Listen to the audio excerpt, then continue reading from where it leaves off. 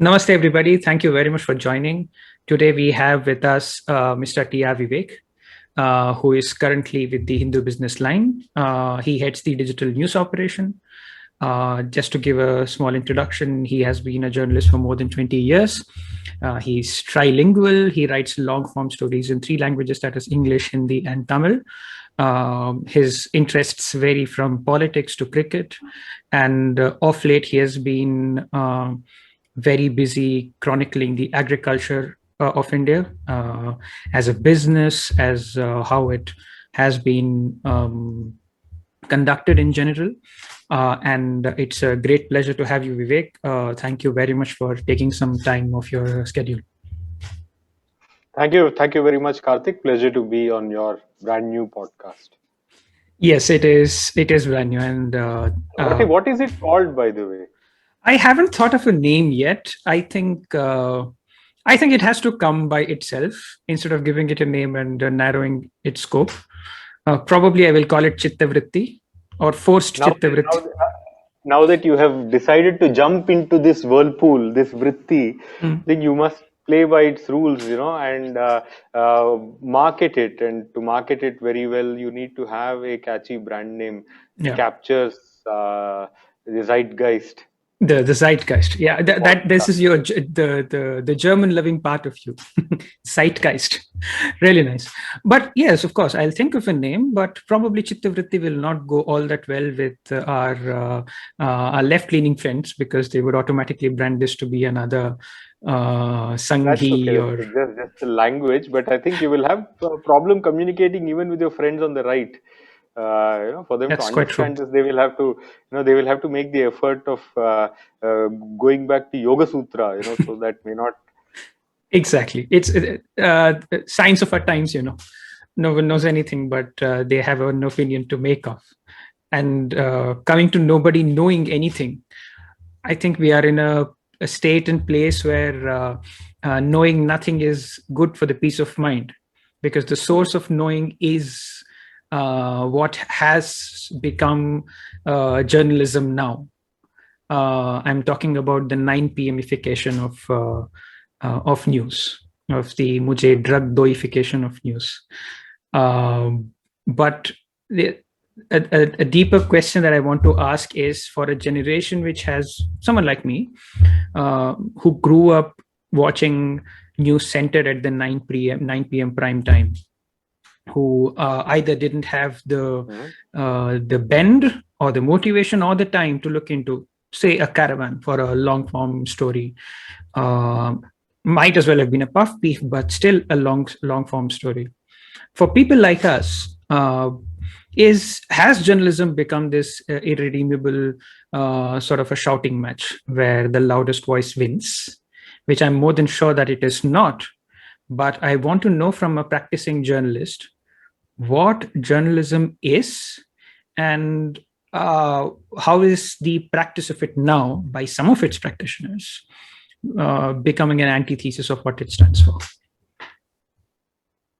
Very, very broad question. I'd begin by saying, you described yourself as a product of a generation that grew up with, appointment watching of television news at 9 p.m. I am part of the generation who kept his appointment with the morning newspaper, with a cup of Bonvita or whatever, So, yeah, there might be a difference in what we were fed when we were growing up as part of the news diet. Mhm. Um, uh, See, these your question seems very broad to me. Just if you can repeat your question Yes, and break it into smaller parts so that it is helpful for me in formulating indeed. my already sort of inchoate thoughts. Right. So I'll start from the fundamentals. What is Yeah. journalism? What does journalism mean for someone who doesn't know anything about it? Journalism, I often thought about it. The definition of, and I will use journalism and news interchangeably if that's okay, because news is what the journalistic activity produces. So I'll use it interchangeably. Um, you know, uh, news, we all accept that news is very, very important. The news is by far our biggest educator. After 16 years of school, I think we are effectively tutored by news for the rest of our lives. Be it 9 o'clock television news for your generation, or Instagram and Twitter for this generation, or for newspapers and magazines for my generation. It is the most powerful force shaping public life. Which is the reason why revolutionaries and stagers of coup do not invade cinema halls, or museums or art galleries. They go straight to the television station. you know so and the definition of news, what is news? I think it's pretty vague, kept, I think, also kept deliberately kept very vague. Is it about election results, GDP growth, COVID death figures, the birth of a royal baby, or Rohit Sharma unfollowing Virat Kohli on Instagram, Twitter spat between two celebrities? What is it? What is news? I too often wonder, and I think it is deliberately been kept rather vague. And what I want to touch upon, it's a very interesting question you ask. What is news? And since I prefaced this point by laying out the importance of news and how it shapes our education, and our worldview, yet this most important thing doesn't come with any instruction manual. Everything we buy, maybe a packet of 2-minute Maggie instant noodles to a mobile phone, everything comes with an instruction manual. But this doesn't come with any instruction manual of how to use it, of and what indeed it is. Hmm. So Then I would put you in a spot and ask you your instructions, top three, for someone who's starting out as a journalist. my instructions, no, I don't want to be grandiose and lay out any instructions. I mean, it would help if you have a curious and open mind, and and and and the willingness to do a lot of legwork. Hmm. Hmm. So, Legwork से and मुझे I work. I was, one of the first books on journalism I picked up. This was sometime in 1996, if I remember correctly. It was in the Connemara Public Library in Chennai, and I think I would have been in class 12 or something. This is the time when the '96 World Cup was happening. I remember reading the book around that time, and it was called Professional Journalism. It was by M.V. Kamath. I don't know if you remember that name. Do you? I've heard of him. Yes, yes. Okay, now he's no more now, but he's a very controversial and almost sort of discredited figure now because of Hmm. his later day support for Hindutva. And it is really a wonderful book. I'm just trying to fish out a passage from that book, which stayed in my mind for a long time. He lays out what are the qualities that a journalist would need. It'll come back to me in a Hmm. bit. Hmm. I'll share that with you. But the gist of it was, to be able to think on your feet, to have that drive, that hustle.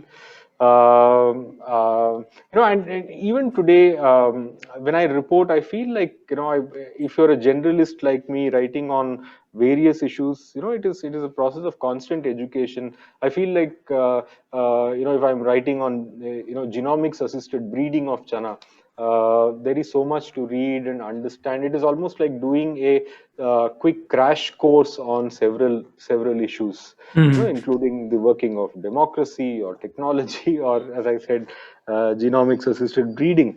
So that presents its own thrill, and to be open and curious about the world. And I often remind myself of this phrase that Tom Wolfe, the legendary journalist and the founder of what is called the new journalism movement, used to say that it is about capturing the lurid carnival of life. Hmm. So that's what I'd like to think is journalism, and that's what keeps me going. It's really interesting because the kind of things that I was picking up from what you said was legwork and morbid sort of a curiosity, the hustle part of it. And before I It's ask also my, a state of mind. Again, this mm, Tom Wolfe said this. About reporting. He said that it's a state of mind. It's an attitude that mhm. I have the right to get a piece of information from you that I'm not entitled to. So Very it interesting. yeah, it requires a little bit of mental kida in that sense. Right. This metal. I mean, you've given a lot of material for me to ask further questions on. But before I do that, he did speak about Vivek did speak about genome sequencing for chanas and all that stuff. He runs a podcast called Field Notes. That's also a series of articles for the Hindu Business Line, and it is revelatory to say the least, because his latest work, his latest podcast was on sericulture. And I just learned that technology, Internet of Things, is bridging a lot of gaps in eliminating the differences between sociological differences between one part of the supply chain and the other. So please listen to Field Notes. It is available on the Hindu Business Line website. But I want to come back to the keywords that sort of remained in my head about legwork, about hustle, about the dimagi kida, and all that stuff. And I don't want to make this a complaint, but I think the where I'm going to is that sadly, my prognosis of what and who are called journalists nowadays because of their activities is not very good. I've also I mentioned the drug doification, mujhe drug doification of things. A cabinet reshuffle happens and everybody's flaunting their sources. Sutron ke anusar ye hua, sutron ke anusar wo hua, and then there is a post facto justification of their sutra being the best. But these seem to have a cycle. These seem to have a short-term, purpose of engaging the audience or keeping the audience hooked for 1 day or 2 days. Election results, for that matter, the election is analyzed through pre-poll, post-poll, exit polls, etc., etc. And then once the election is done, the first activity that these news channels perform is either chest thump or come up with some ridiculous numbers which either justify their exit polls or their analysis, right? So in all of this, I do not see the hustle that you mentioned. It is more of, look, what I thought was correct, and therefore you should consume me more, Mm-hmm. right? So go on. Yeah. No, my point would be that look. Uh, okay, let me frame it this way. Okay, news doesn't disclose that. It doesn't merely report, but it is constantly trying to create a world in our minds with its own priorities, Mm-hmm. right? And you should understand, as users of media, okay, media presents to us minuscule extracts of narratives, whose true shape and its unfoldment, can only emerge from perspectives of months, years, or even decades. Okay, think of news as tiny sentences from chapters of multi-volume books, or just a few pixels in a large picture. Mm. Right, keep that in mind. Perhaps a lot of your own problems as a consumer of media may get solved. But what I said, media won't tell you that, right? Media is institutionally committed to making you think that it is somehow better to have a shaky and partial grasp of a subject at this moment, right here and right now, rather than wait for a more comprehensive understanding over time. Mm-hmm. you know I see. so why don't you, as a reader, listener, or viewer, take that effort and be mindful of the fact that this is just a pixel. These are few pixels of the picture. And also as readers, as consumers of media, media has perhaps made us into modern technology as well. Social media, does that exponentially, has made us into attention deficit, a 2-minute civilization. We live in a world of unprecedented complexity, but as consumers, we are so arrogant, and we almost, we impatiently demand that all of this complex information must be compressed into a bloody 140 character story. Which is why you have various websites, claiming to give you news in shorts, in 140 characters, or you just want to engage with it with tweets or Twitter threads, or we want 2-minute explainer videos, where or some banal explanation of complex sociology through, a box of laddus or something. It is called Wow. snackable content. We want to snack on content. So Yeah. where does the fault lie? Yes, that's an interesting thing. The fault may as well lie in the consumer, because it is a It it, natural it, react. it, it, dep- it depends on what you want from your media consumption. Are you arrogantly demanding that complexity be compressed? Mm, In 250 words, a front page, a typical newspaper front page story, is not more than 250 words today. mm, How do I compress all the information for you in that space? How do I tell you the gradual unfoldment? Say, you are into Carnatic music, right? uh, uh, a raga lakshana, can be demonstrated in 30 seconds absolutely. with Arohana, Avarohana, right? Absolutely. But a Ragam Tanam Pallavi, or a Khayal, where there is a gradual unfoldment of the beauty of that raga, where every note is elaborated, and its characteristics, properly enunciated. It takes time, right? It takes time. Hmm. So, Hmm. are you okay if you're a connoisseur of Carnatic music? Are you okay listening to the 1-minute videos that musicians now put out on Twitter and be happy with that? It is the same thing. Mm. Yes, it's you bring out an important point, that media is perhaps serving what the day demands, or what the consumers demand. And I would naturally ask you, if the consumer driven, consumer financed dissemination of news is that where we are heading, if this is what the zeitgeist is? Okay, this is a very interesting question. Okay, forever. Okay, media technology determines how journalism is supported financially. Okay, Mhm.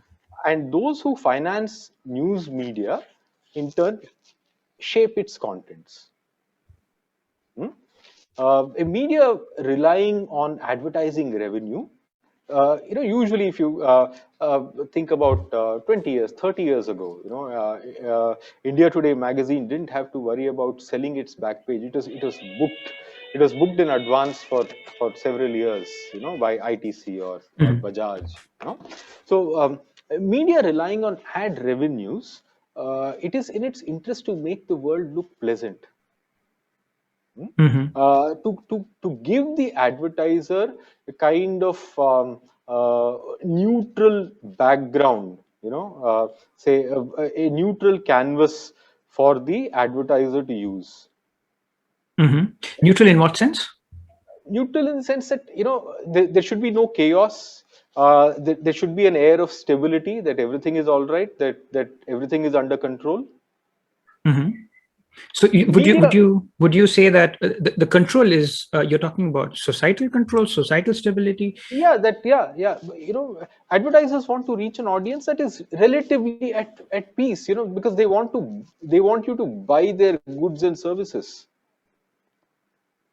I I see an immediate cause of concern here, because that would incentivize newspapers or any media to report any conflict arousing or Of course, there would be. Of course, it's all a mix. If you look at say media relying on reader revenues, they would be. I think they are forced to make the world look grimmer. Hence in the age of advertising supported media, Mhm. um, you were not under pressure. Journalists were not under pressure to stoke controversy, to anger, or to constantly press some emotional buttons, of forcing you to outrage, Mhm. or to evoke a sense of anger or disgust in readers. Right. But this very evocation of disgust or anger is what gets them the eyeballs, and therefore the more the eyeballs, more incentive for the advertiser to come and publish. Eyeballs are easier to get putting cat pictures. Hmm. It's Hmm. easier, if you're in the game of eyeballs. Mhm. But if you want, I think one website has this famous tagline, right? If advertisers pay, advertisers are served. If Hmm. readers pay, readers are served. Yes. Okay. I wonder if nowadays people pay newspapers, even the few people who actually pay online subscriptions or donations to newspapers like Guardian or News Laundry. Uh, you know, do they pay to validate their worldview? A certain bias confirmation from a authority figure, where the authority figure is the Hmm. newspaper or the journalist. Um, uh, Newspapers. You know, the subscriber is in effect supporting a cause. He's not paying to get the news, is what I feel. Right. I get what you're. It is like, okay, it is like supporting your favorite team, Manchester United or Arsenal. Subscribers are they really interested in acquiring information, or they just want to raise the status of their preferred narrative? Therefore, I mean, you're raising an important point. But then newspapers like the Hindu, which is obviously we know where it stands on the broad spectrum of left or right or Hindutva, That is for you non-Hindutva, to, whatever. you can make up your mind. Of course, obviously, it is for our audience who are listening to us to make up their mind. But then these newspapers who it's very conspicuous where their editorial bend is, they also rely on the regular office goer to shell those 5 or 10 rupees out along with the chai or the bun or whatever to buy their newspaper.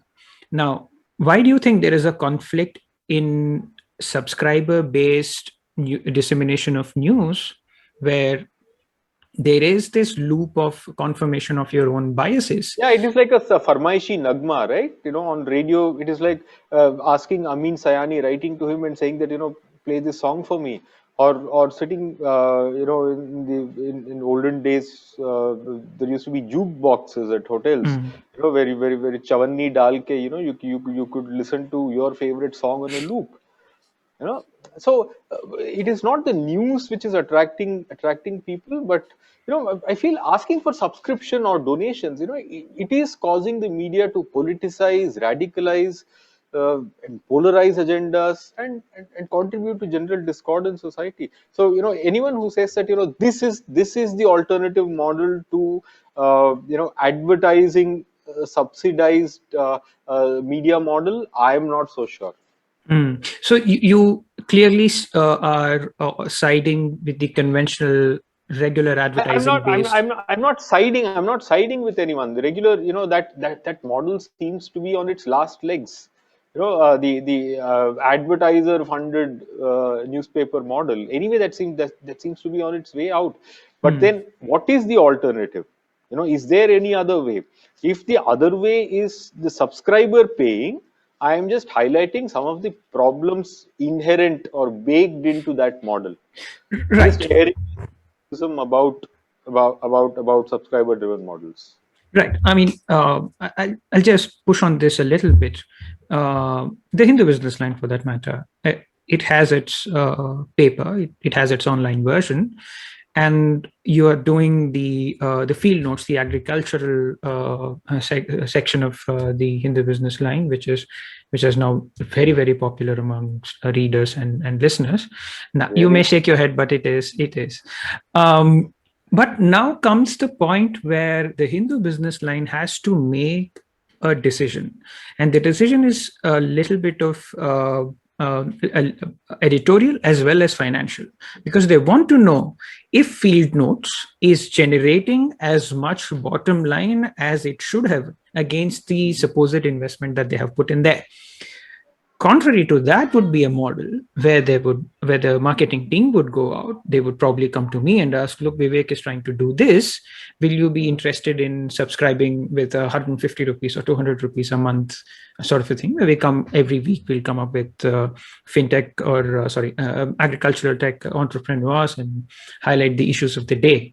Now, if that is the case, you can already see diminishing interest in topics that people would probably term esoteric. Agriculture is esoteric in the regular bandwidth of topics that is dealt with on a daily basis. They're more interested in who has what airport look, or you can name it, whatever it is. But far more existential problems, like, for example, um, how many of our news agencies or journalists are interested in chronicling the problems of global warming on agriculture? We know that global warming is an existential threat, for example. I'm not complaining, I'm just giving an example. Now, when you are given these two sort of an options, which one do you think is more beneficial for the reader? Because even if by happenstance a reader or a listener comes across field notes, there is a minefield of information for them to go through. On the other hand, by going through the subscriber, there is absolutely no incentive for the Hindu Business Line to either ask you to do this or fund you to do this.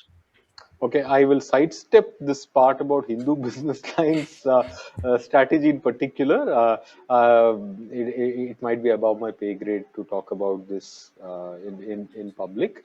But I'll tell you my personal motivation in running a weekly podcast called Field Notes on agribusiness. Okay. Um, Many years ago, about 15 years ago, one of my editors during an edit meeting, he said that oh, agriculture is a big black box for all of us. And that phrase stuck in my head for a long time. And I kept wondering why is it a black box, and why it should be, why something as fundamental as food, fundamental to life as food should be a black box. Its production, how it is grown and how it lands up on our plates. I felt rather ashamed that it should be a black box to me, and so this is a sort of personal quest to make it less of a black box. Okay, and it is also a small attempt at extricating the discourse on agriculture from policy wonkery, or easy caricatures, and get people like us interested in food systems, and better appreciate the enterprise of our farmers, scientists, or entrepreneurs. For a long time, I felt that we should look at agriculture as a vibrant $400 billion business that forms, say, about 16, 17, 18% of the economy, rather than a perennially sick sector that deserved our sympathy and the empty slogans of assorted activists. Um, Also, agri is written about only when there is a crisis. Hmm. You know? And it is made, and suddenly, you, as a reader who's not engaged with the sector, you cannot then form any meaningful views on, say, the farm bills. Okay, and it is also made, agriculture is also made inaccessible for us by media indifference and shoddy journalism. So I do my podcast as sorry again for sounding grandiose, but as a note of dissent against what I see with media and journalism, and I keep telling myself that I should do it even if no one listens. Yes, but I'll come back to my question here, and that is, in case there is okay, not the Hindu business line, say uh, mm, xyz.com, which happens to be one of the biggest news disseminator website in India by 2030, just run by me, for example. And I pitch you an idea saying, Vivek, can you please write about agriculture in 2030, right? And by then it would have been $1 trillion, whatever, hopefully, fingers crossed. But then the people in the finance section or the marketing section, they come to me and say, why don't we go and run a survey and ask people if you're interested in supporting this line of agriculture reporting for 150 rupees a month. Now, obviously, the answer would be overwhelmingly no, other than a few people who would be probably interested in, knowing the agricultural part of the See, Karthik, country. again, I'll come back to this Farmaishi Nagma bit. If you were to keep asking people, what would you like to read? You may discover the answer may be pornography. Hmm. So uh, I don't, I think that's not the right way to look at it, perhaps. Right. Understood. Now, you spoke about agriculture and policy wonkery, to quote you, as well as the farm laws. Now, how important is it for your readers to know where you stand on the farm laws? This is an abstract question. You need not answer where you stand per se. Where I stand on the farm laws. Exactly. So this is let me sort of continue. Yeah. How important is it for your viewers to know or your readers to know where you stand on your farm laws on the farm laws, to make sense of what you're delivering? Because if it is visible that you are on one side or the other, uh, the the consumers of your product would automatically paint all of that with that particular color. Some of them would actually not consume at all after knowing your particular bend on this particular policy. This is a this is a particularization of a much more general issue on should journalists show their political bend, from contentious issues like Article 370 or the farm laws or something like that. Because when that happens, you are automatically, at least the readers are automatically putting them in boxes, and their reportage, as objective as it is, as objective as the journalist wants to make it, suffers from this bias from the side of the readers. Okay, I'm instinctively not in favor uh, uh, of bearing, my own personal preferences. They could be, say, political preferences or ideological preferences. I try to keep it away as far as possible, and I would, I wouldn't be comfortable uh, bearing my political preferences, and many people choose to do it. Good for them. I'm not a votary of that, but it is also happening for a reason that I described to you earlier. That now, all these new models where opinion has trumped over reportage. So the readers now demand to know where a writer stands on the political spectrum. Where these subscriber funded media, it's all, come to think of it, it's become like crowd funded agitprop. So you want to hitch your wagons, as I said, with an authority figure, and journalist, by virtue of having a platform to air his views or opinions, becomes an authority figure. So it really doesn't matter about the reader's understanding of a certain thing, and because we write about agriculture so badly that it in effect becomes a political choice, whether you support the Modi government and therefore you will support anything that this government does, which is bring the farm law, so you will support it, or you, if you are sort of how do I put it, if you have the Modi derangement syndrome, so you would oppose anything that Mr. Modi does, and you will end up opposing the farm laws. Uh, that is how opinion has now been divided, and that is how, that is a new mode of journalism. I feel, where you explicitly proclaim your political loyalties. I'm not comfortable with it to answer this question. Call me old fashioned. Well, I mean, not at all. It is not old-fashioned at all, but And sometimes honestly, I don't know what my political preferences on a particular issue are. I don't know. I am trying to figure out as much as anyone is.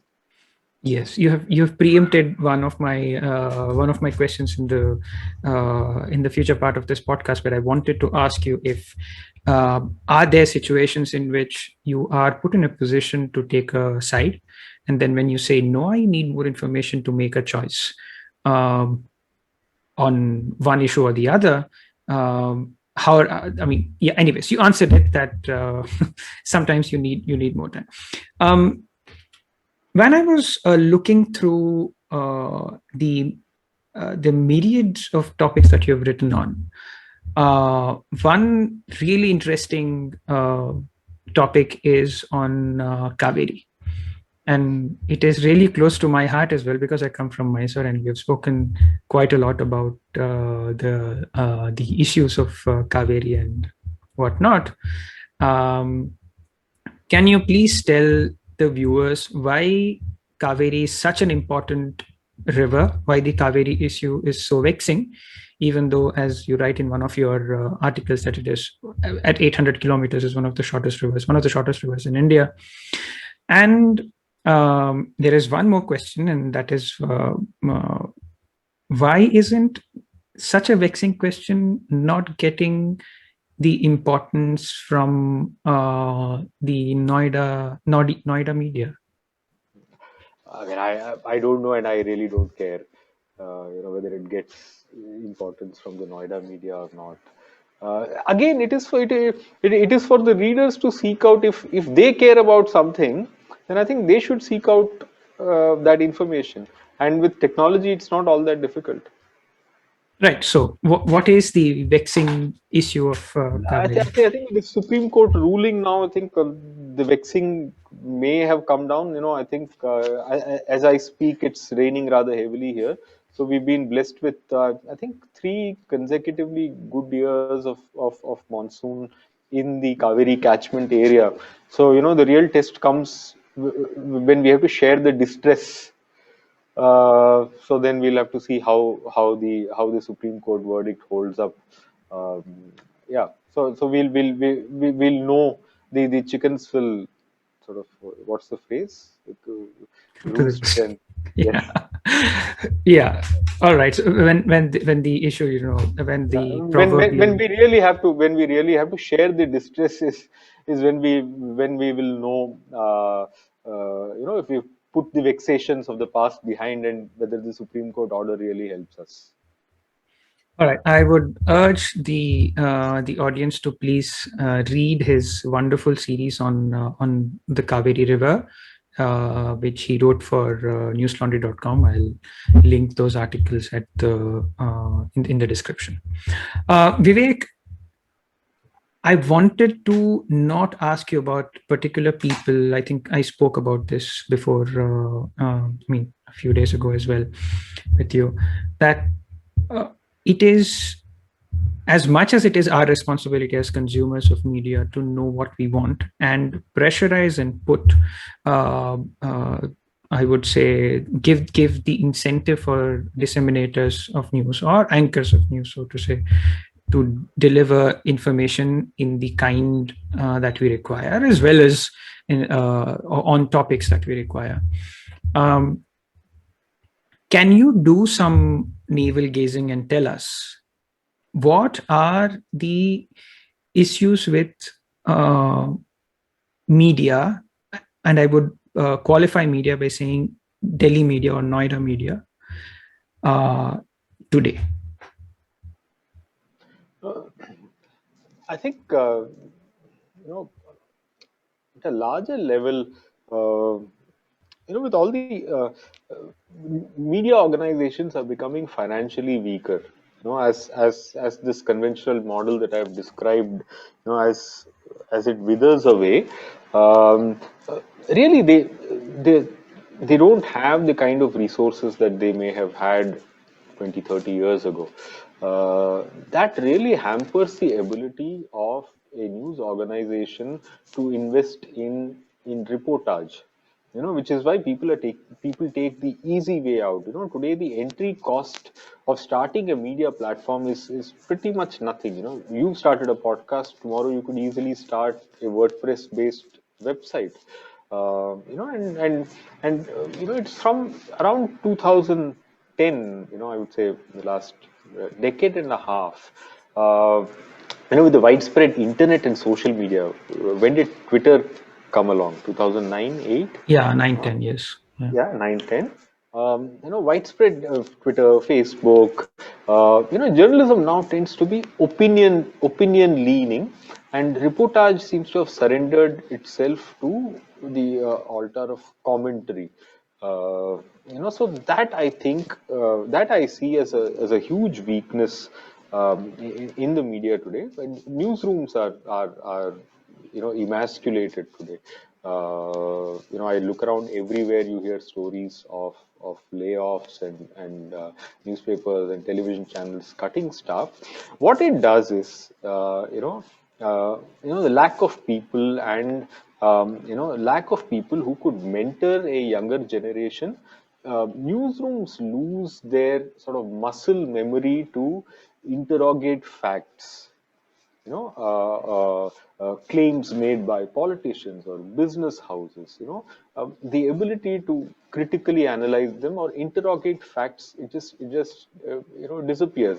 If you are habituated to putting out listicles or creating 2-minute silly explainer videos, uh, that skill just disappears. It is a hard won skill, which is why when people say that journalism is an unskilled job, it gets my goat. These skills are very, very hard won. And I think media organizations, news media organizations, uh, are sadly ceding this space.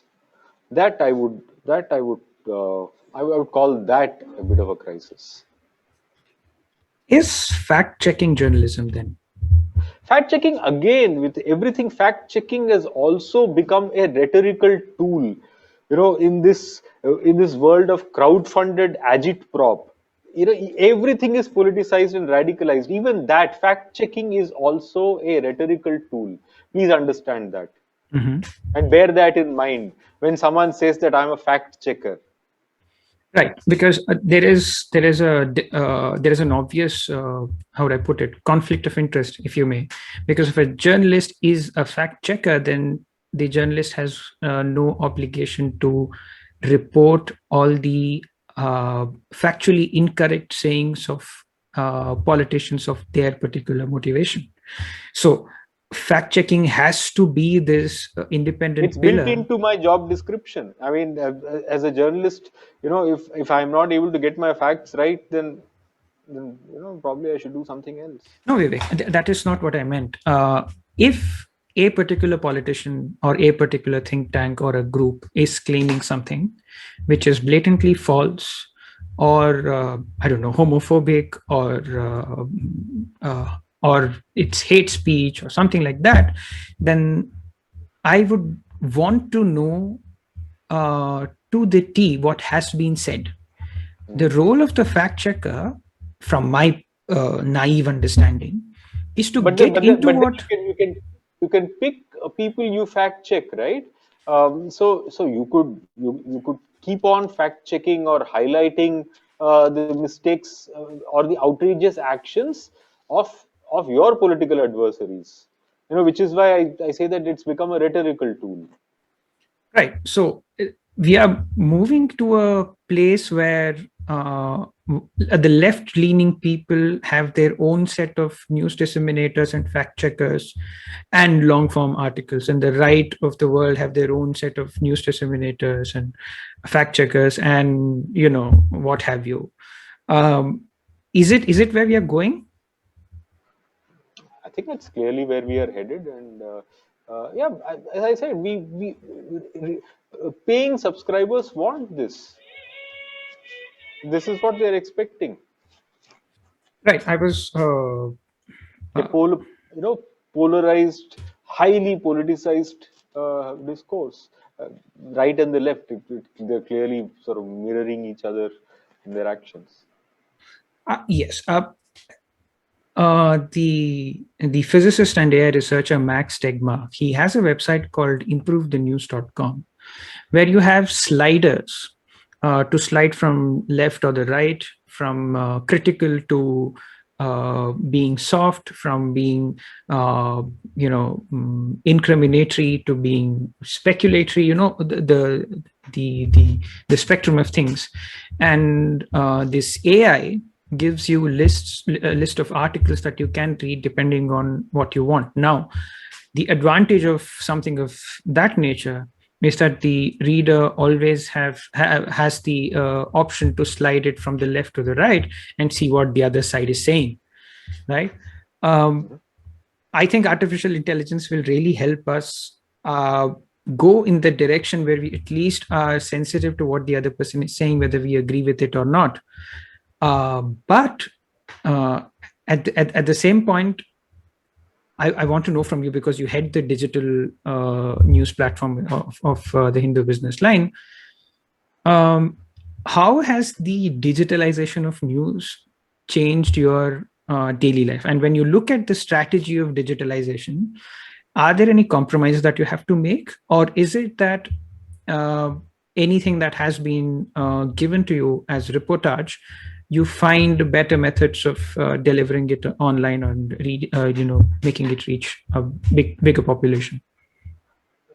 See, using technology cleverly can help you improve your, the presentational techniques of news, and that can be great. So again, given the financial health of news media in India, do we have the wherewithal? Do we have the talent to make full use of the technological tools that we have to better the presentational quality of news? Um, uh, you know, I think I think there's a long way to go, and I'm not too sanguine about it, given Mhm. the state of finances. Isn't digitalization supposed to make organizations lean, their operations cheaper? And if finances are a Yes, problem but there. media is a business where the fixed costs are high. In terms of say employing large number of people. People are your assets. They will have to go out and get the news. So you need to have trained reporters. Without actually having reporters, this is again, I coined this phrase when I was describing these new fashion digital media outlets. I called it the J minus model, based on what is, in the quick service restaurant business, what is called the K minus model, where a restaurant runs without a kitchen, where they have pre-packaged food and they just, heat up the stuff and just assemble the stuff in their kitchens, heat it up, and serve it to you. You're having a centralized kitchen help them cut costs. So here, a lot of media organizations now follow the J minus model. Have no journalism at all. Just depend on contributors, on polemical writers, on political partisans. Who'll charge you nothing. To air their views. In fact, they'd be great to have any platform at all to air their views, and it's a low cost model. You can run it with two people. you know so Mhm. so Right. that's a challenge. And you see all around you, you'll find many such organizations of that meet this description of, who follow the J minus model. Wow. J minus model of journalism. Nice. Um, well, it is. I'm sort of trying to get more information from you, which you have been sort of trying to generalize and give us a generalized perspective of what ails media, and most of it, I mean, some part of it is also shared by people like me who consume media incorrectly, or not stress at the right part, or not know where to look for, what we are looking for. Um, Now I want to come to this point where generating revenue has to be the cornerstone of sustenance. I'm talking Yes. about TV, television, news media, whatever. Now, a Republic TV, no, not taking. I mean, you don't have to take names, but I can. So, a Yeah. Republic TV, it is very clear that its revenue depends on how well it quotas to the government now. On the other hand, probably in NDTV, clearly its revenue depends on how well it doesn't. Uh, One has its fortunes going really high, and the other is actually perpetually in trouble, right? Um, Now we are in a situation where, depending on who is in power, the stronger narrative is decided. So it is, even news media has this politicization part to it, right? Mhm. um, Compare that to print media, and please tell us that the print section of the media is not a victim of this. I think the financial challenges are quite the same for television or print. Media is a capital intensive business. Media is not a business you know where you can earn hyper profits. No, it Really? is at the best of times a slow and steady, kind of industry. If you want to make money hand over fist, you probably will not invest in the media. There are several other avenues to scale up businesses faster and to attain profitability much faster. So, which probably raises the questions as to why so many people want to get into media. Why are there so many News channels. Yeah. news channels? Or I frankly can't understand the economics of most media houses. Hmm. This is this is a barrier because the opacity that is, well, uh, uh, a principal investor in a news media channel is now a union minister. Now, for me, it clearly looks like conflict of interest. I mean, there can be post facto realization that yes, he sort of withdrew and he just has shares, or he's not in the editorial boards of things like that.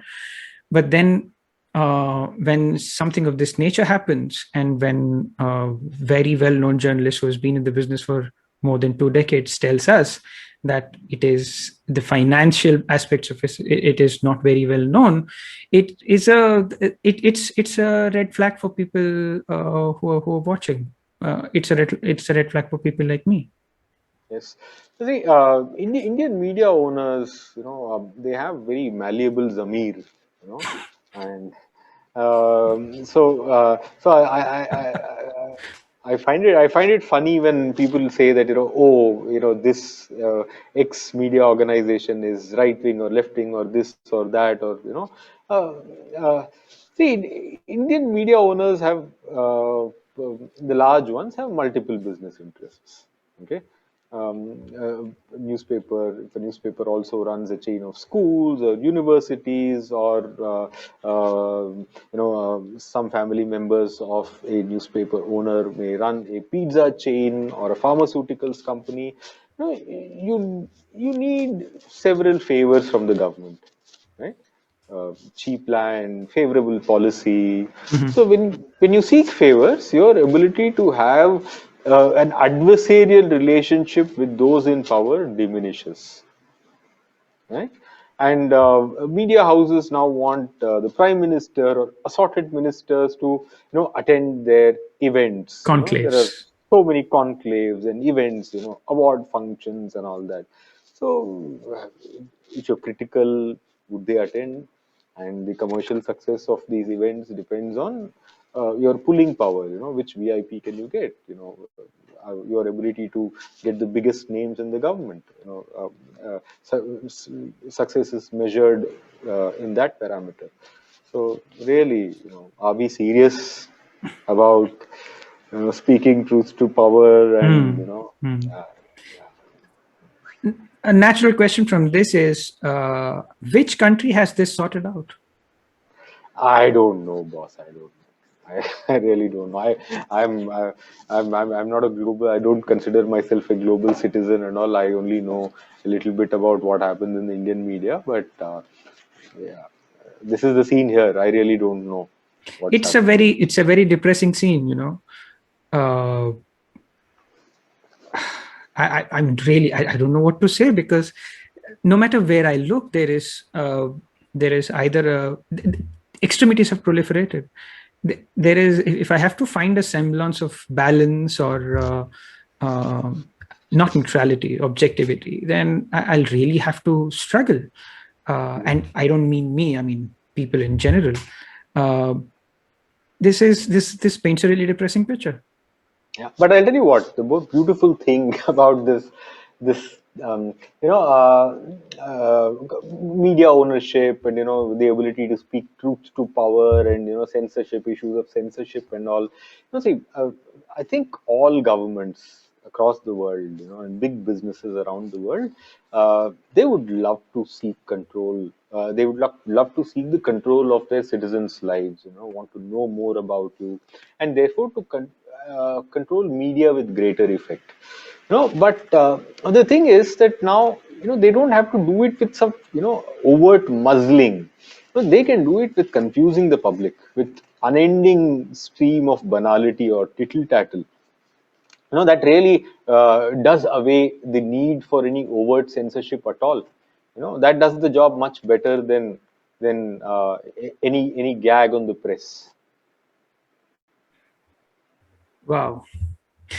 Wow. Okay. No, it's like, see, think about it this way. No authoritarian leader now needs to ban things. It is Hmm. the ability to confuse you, to distract you. What did you say? मुझे क्या दो, coke, charas do, this do, whatever. By distracting you. And boring you from politics. Writing about politics in such a manner that you won't even want to sort of look at that paper or TV channel, or presenting events in such a disorganized, fractured, and intermittent way, to the point that you can't hold on to the thread of any important thing for any length of time. Be it and corruption scandals and corruption cases are very, very complex today. So it is difficult for the reader to make sense of how they're being swindled. Then with this kind of chaos, this is what I call the tactical nuclear weapon. So this is a much more effective way of keeping you distracted. Look at how news is presented. Switch on any television channel, okay? It's an unending stream of random sounding breaking news events. Random sounding. Everything is breaking news. A rat dragging a piece of idli is also breaking news, right? And look at how it is packaged. 100 headlines packed into a 2-minute segment. There are segments Hmm. in many Hindi channels or even Kannada channels. If you switch them on at around 6 o'clock or something, 10 minute में 100 बड़ी खबरें, or whatever the packaging goes, right? uh, these have zero context or explanation, and the news is narrated like that mutual fund disclaimer thing. Have you heard? Yes. Investments in funds are subject to Market market risks, risks. Yeah. played on some 10x this thing Hmm. speed mein. So all this is a great way of making sure that that readers can't hold on to any thread of any importance, right?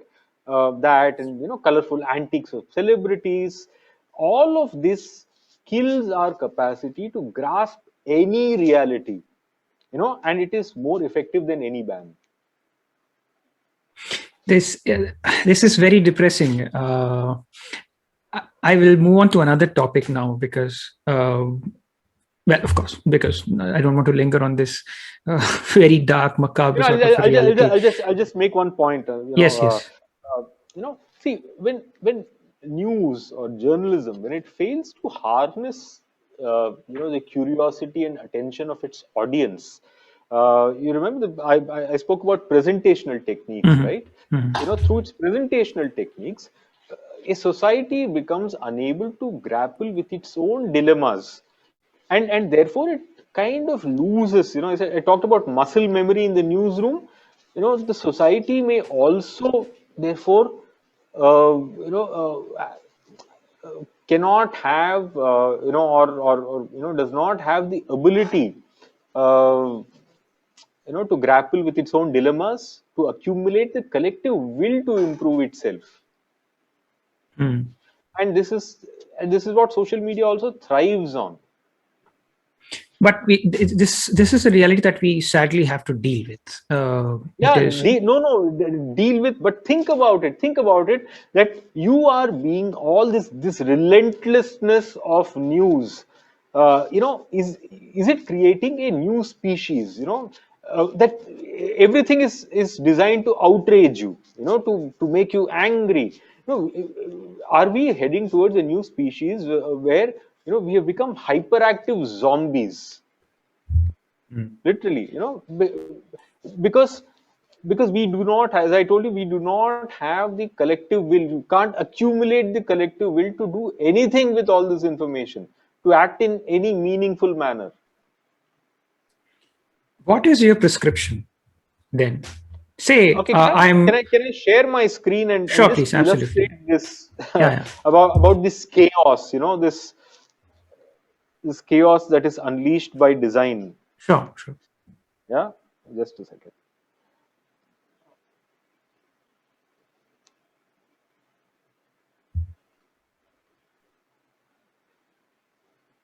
Can you enable my screen share? Just a second.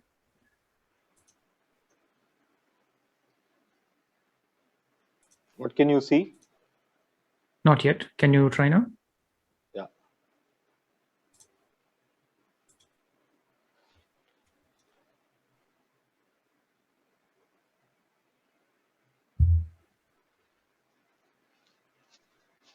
Can you see this? Can you see the screen? It is starting. Just a second. Yes. Yes. I'll make it bigger. Hmm. Wait, wait. Yeah. Can you see this now? Yeah. Times of India and Financial Times. Yes. Okay, this is just an example of this chaos by design. Okay, here look at the front page. This is a typical front page of Times of India, and I did count the number of story elements here. Mm. That demands your attention, and I counted about 41. Mm. And I didn't. I'm not even counting the pictures. Okay, the pictures are also designed to draw your attention. Okay, Right. this is chaos.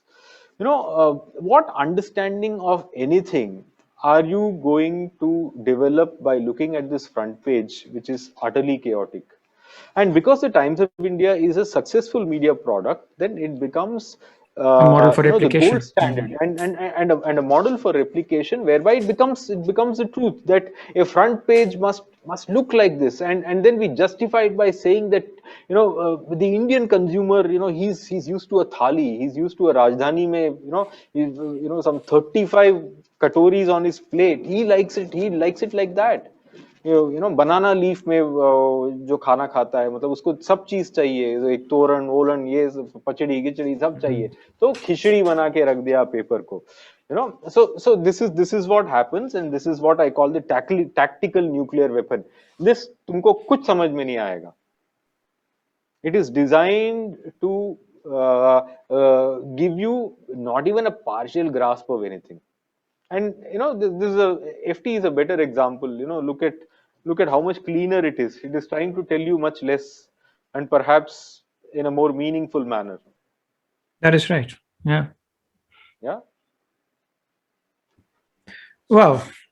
can this be one prescription for for newspapers? And as an extension, what should we do to be aware of um, uh, such a trick that these people are pulling on us? Be more mindful. Be more mindful. That's the only thing I can say. And please consume media less, boss. Wow. Okay. If you're saying that I should pay much less time and my attention to your own day job, Read me. sure I shall. Read me, of course. Listen to my podcast, but yeah, Yes, consume less. कुछ नहीं होगा. कुछ बिल्कुल नहीं होगा. कुछ नहीं Close होने your वाला. eyes. Close your eyes and contemplate on life. चित्त वृत्ति निरोधा. Do Chitta Vritti, Nirodha. All this is Vritti. All this is Vritti. It sucks you in a vortex. Hmm. Hmm. Everything is designed to outrage you. So and outrage you at the same time, incapacitate you for any meaningful action. I mean, this is very much true because the peak of all this nonsense is during the general elections. And there is this sort of a withdrawal syndrome, after a general election in India, that now that the elections are over, what do I scroll through Twitter for? But where I live right now, the 16-year-old chancellor has, I mean, not 16-year-old, but chancellor of 16 year has declared that she won't be running anymore. And there is a political struggle. There was a political struggle going on who will succeed her. And suddenly there is another person from another party who comes in the middle. But the discourse is so, how do I put it? It is so classy.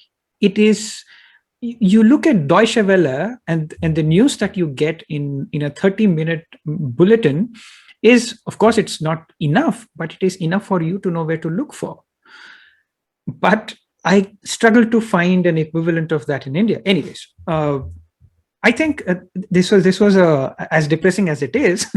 It is It something. need not be depressing. It need not be depressing. Just calibrate and think about your own engagement with news and consumption of media. I feel that with digital media, digital reality is becoming a natural environment for people to settle there. I don't have to teach my 12-year-old daughter how to use an app or how to navigate through Netflix or create her own accounts in Amazon Prime or whatever. So there is no need to teach anyone how to use social media or the internet. It's just there. It's like learning. It's like breathing. They can do it so easily. But and these skills are coming naturally. I think what is more important now is to learn uh, you know uh, to focus on withstanding these natural forces, this power of media, and what I call the techniques for control of the digital body. Hmm. And perhaps you should learn how to control your breathing, as yoga might, or as Patanjali said, Chitta Vritti Nirodha. Is it common for people who come from Coimbatore and around to sound like spiritual gurus? I don't come from Coimbatore. That, Oh yeah, how okay. how dare how dare you say that? I am not from Coimbatore. All right. I, I think you know what I was hinting I, at, but I am from the greatest 120-kilometer, of an equilateral triangle with arms 120 kilometers long. It is called the Karveri Delta. let's not get there. Vivek, you are a trilingual journalist.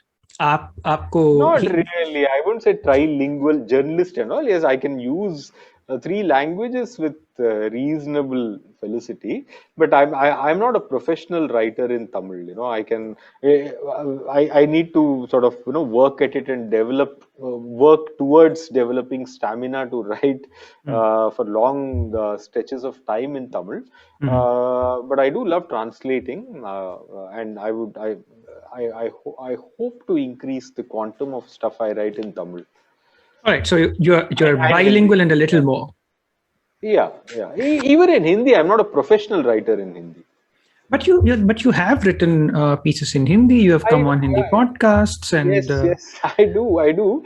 But it's not as easy as writing in English.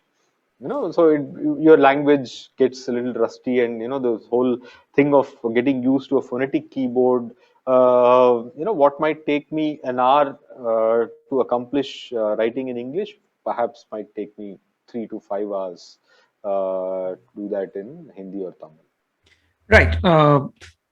However, what I wanted to ask you with this bilingual or trilingual,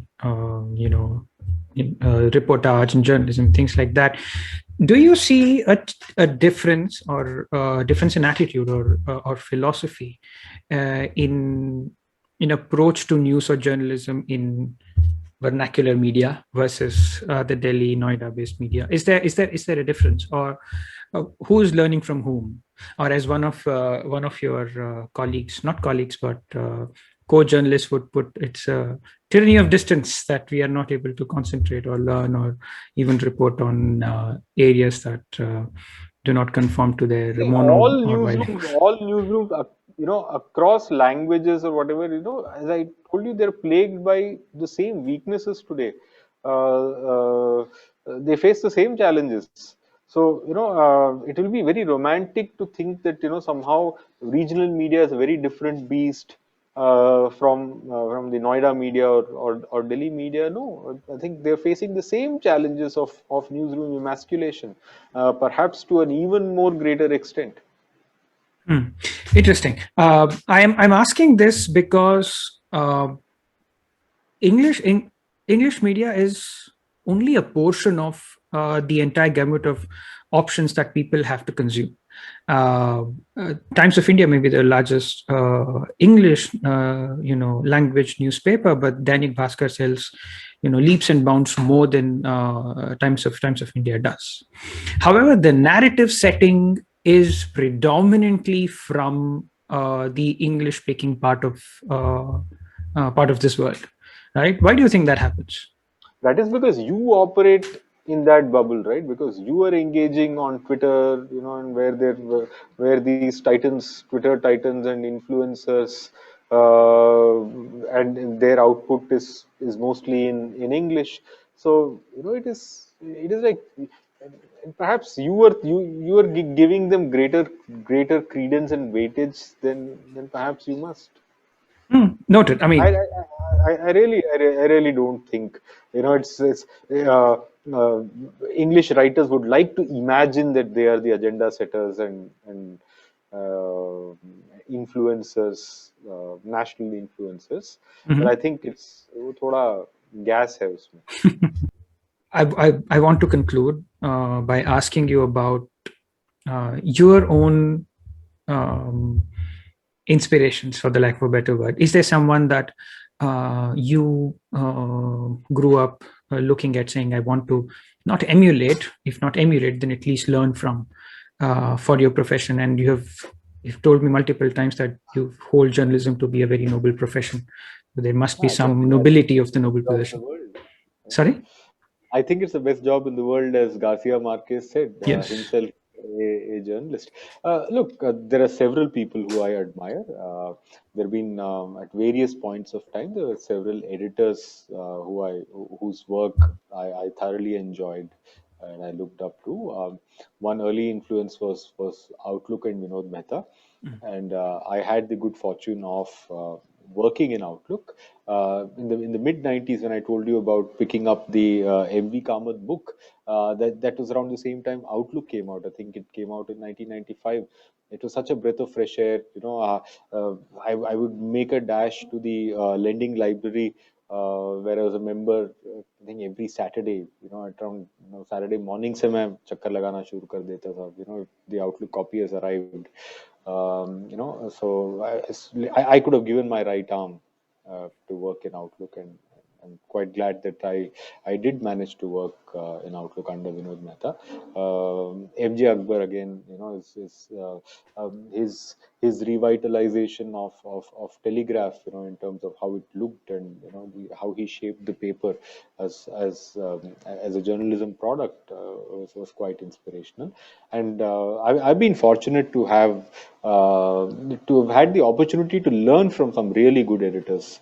I started off my career working for a newspaper called Mylapore Times.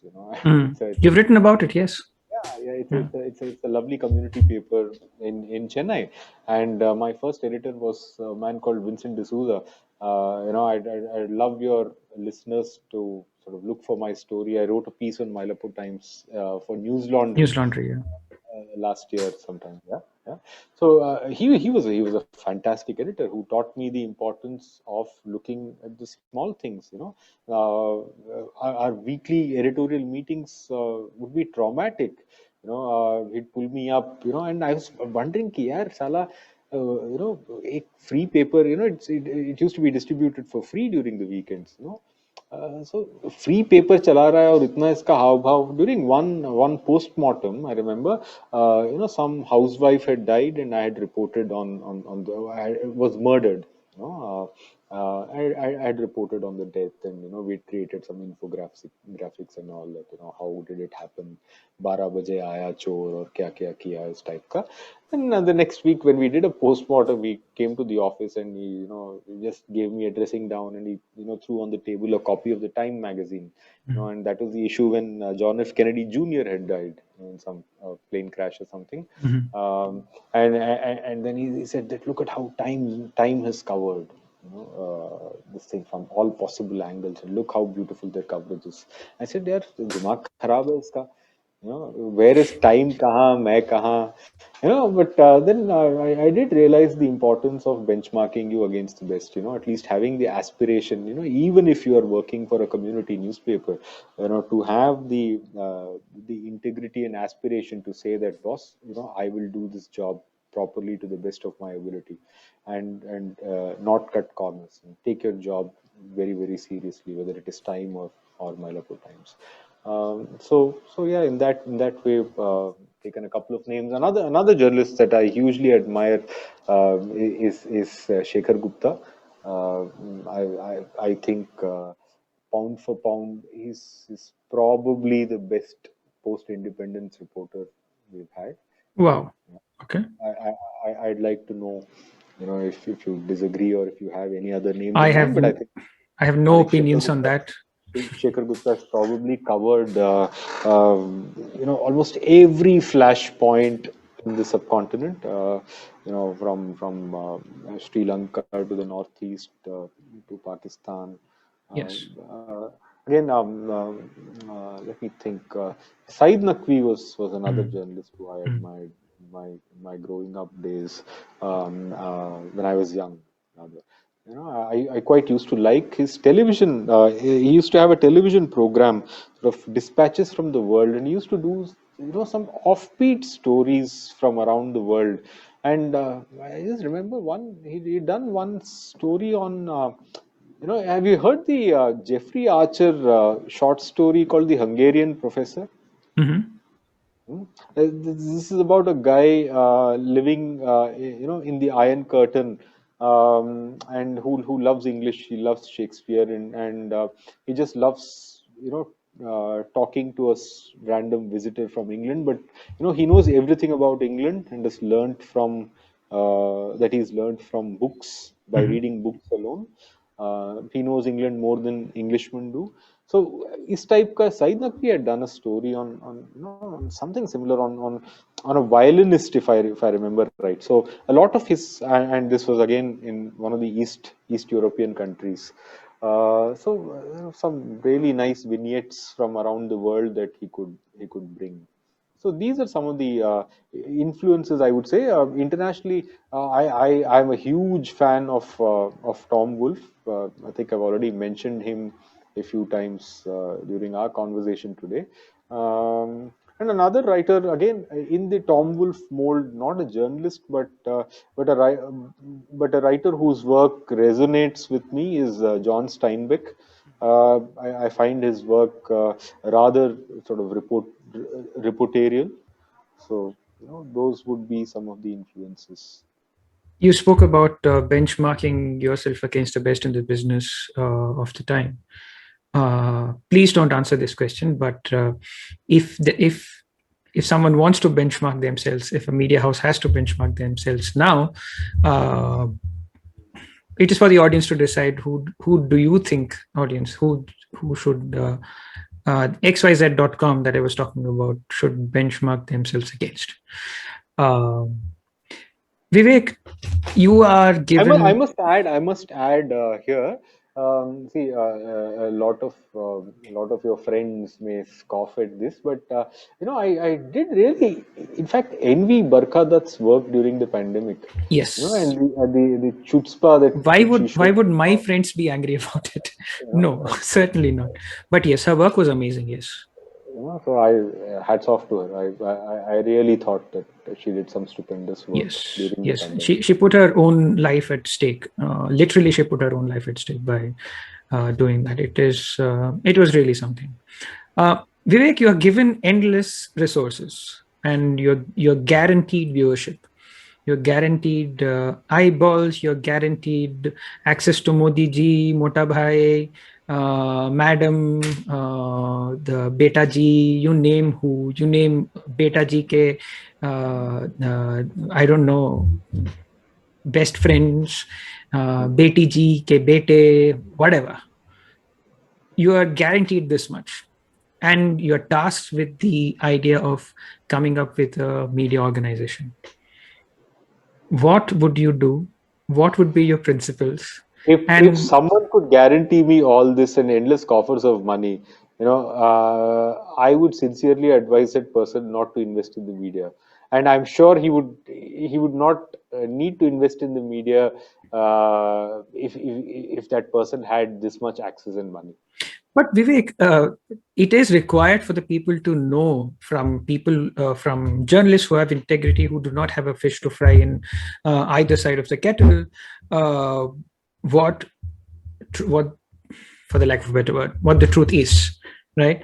And if that is the end aim, to give a better journalistic product, not to get busy with information bombardment in all the descriptive terminologies and adjectives that you have used for media nowadays, you must also have ideas to, if not counter, then at least tell us what you would do in our place, what you would do in the place of I would what. like to think that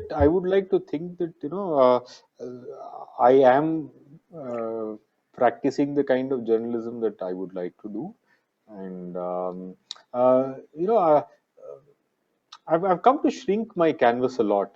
Okay, Mhm. so I don't I don't have grandiose ideas of running large news organizations. I want to do small and simple things. I want to be able to carry on my work or sort of deepen my own engagement with the agriculture sector, and if I find the opportunity to write about it more, to try out different mediums to tell the Mm. kind of stories that I want to, I'd be happy. At some point of time, I would like to start a magazine or a journal on classical music and dance. Absolutely, count me in if you do that, whenever you do that. uh, Vivek, it has been a pleasure to talk to you, but I must say that this was a reality check too. If not for me, then at least for people who consume media in the current form that has been pelted on us. Thankfully, because I can talk to you whenever I want, you've warned me about these very things when we met on WhatsApp, on call, and all the other different things. But I must. Whenever I talk to someone, I take back something, and with after talking to you, the one thing that I'm taking back is that it is not all that hunky dory. um, we need to fundamentally change our consumption patterns for incentives to exist for media or news producers to change their ways. I hope that we are relieved of this continuous cycle of Chitta Vritti, of endless cycles of consumption of propaganda, if I may. You are one of those people that I hold in really high regard in this profession. And I'm sure that all our viewers and listeners will also look into what Vivek has done and know for sure impactful journalism, impactful stories are really there. We just have to look in the right direction. Vivek, thank you very much once again. It was illuminating and it was a lesson. And I hope to bring you soon, probably in 2024, with 5 other people to analyze the 2024 election if Modi ji will win again or Rahul Gandhi will lose. I don't want to do it but anyway, since everybody is doing that, why not give it a try? Thank you once again. Thank you very much, Karthik. Pleasure being on your podcast. And let me leave your listeners with one last message. Don't let the wheels of your curiosity spin idly in a slush of data. Wonderful. Thank you very much and namaste. Thank you.